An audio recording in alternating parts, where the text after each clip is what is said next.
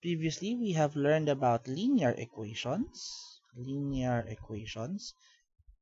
and generally how we solve linear equations, especially if it's more than one variable, we would be using what we call parametric equations.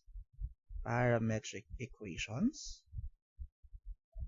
So say for example, if we have a linear equation 2x plus y equals 3, therefore in solving this, we can have y is equal to 3 minus 2x, and we will have a parametric equation wherein we would have x is equal to t, where t is an element of the set of real numbers, and our parametric equation will become y is equal to 3 minus 2t. So this is a quick review of that. Further, we have also talked about the different systems of linear equations, or SLEs, and we have solved them using elimination or substitution. And for more general and more complex systems, we have learned how to use Gaussian elimination.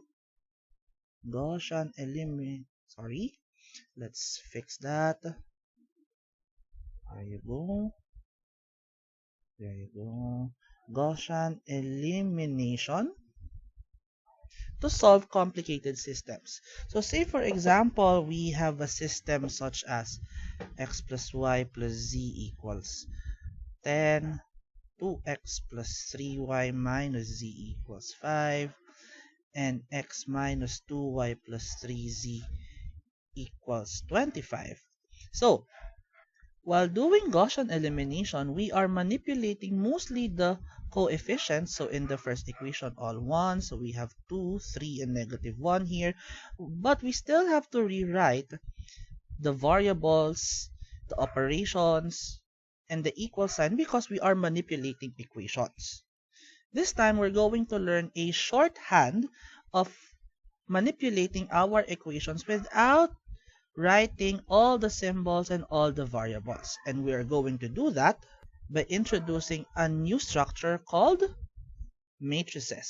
So we're going to introduce ourselves to the concept of matrices and how we do Gaussian elimination with matrices. So first, what is a matrix? So if m and n are positive integers, an m by n matrix is a rectangular array given like this, in which each entry A sub ij of the matrix is a number. An m by n matrix has m rows and n columns. Matrices are usually denoted by capital letters. So let's work on the terminologies of this definition. So say for example, I have this given matrix A with the following entries 1, 2, 3, 4, 5, 6. So there. So the entry A sub ij is located in the ith row and the jth column, where we call I the row subscript and j the column subscript.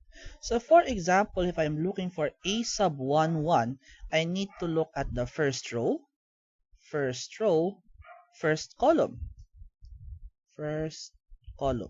and this is my first row, first column. So this is my A sub 1, 1. Another example, if we're going to look for A sub 2, 3, we need to look for the second row, the entry rather at the second row, third column. There you go. Sorry. Let's fix that. There you go. Third column. Alright, so we have second row, third column. So this is our A sub 2, 3. So a matrix with m rows and n columns is said to be of size m by n. So here we have two rows. This is row 1, this is row 2, this is column 1. Let's write it here. Column 1, this is column 2, and this is column 3. So that means we can say that A has a size of 2 rows, 3 columns, or A has a size of 2 by 3.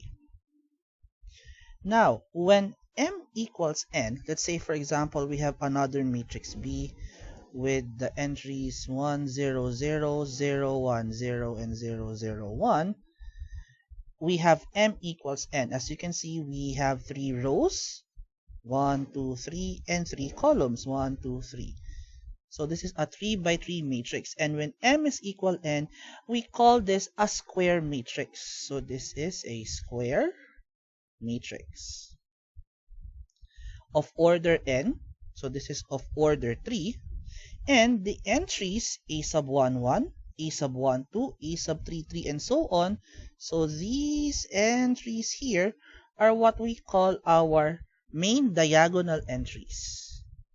Main diagonal entries, because the one that I encircled is what we call the diagonal or the main diagonal of a matrix. So, for a simple exercise, let's determine the size of the following matrices. So pause the video and try to check what are the sizes of the 3 matrices that we see here.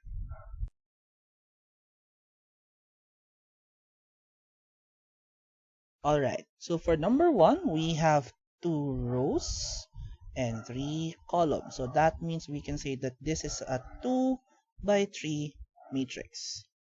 This one, you can see 2 rows and 2 columns. So we have a 2 by 2 matrix, or a square matrix of order 2. While this one is just 1, so this is a 1 by 1 matrix, or a square matrix of order 1. So now, what are the relations, or what's the relationship of a matrix to a system of linear equations? We can actually write a system of linear equation as a matrix. So the matrix derived from the coefficient and constant terms of a system of linear equations is called the augmented matrix of the system. So say for example, I have the system here, then I can write the augmented matrix A of this system to be, I'll have 1, negative 4, 3, and 5. Then I'll just have negative 1, 3, negative 1, negative 3. Then I will have 2. There is no y here. I will write 0, negative 4, then 6. So as you can see, what we wrote are only the coefficients of the system and the constants. So this is what we call the augmented matrix. On the other hand, if we're going to write a matrix C containing only the coefficients, let's have 1, negative 1, 3, negative 1, 3, negative 1, and 2, 0, negative 4, then this is what we call the coefficient matrix of the system. And writing the system in matrix form is easier for us to manipulate in Gaussian elimination. But apart from those, we also need the operations in manipulating the equations and as well as a row echelon form. And we're going to discuss those in matrix form in the next video.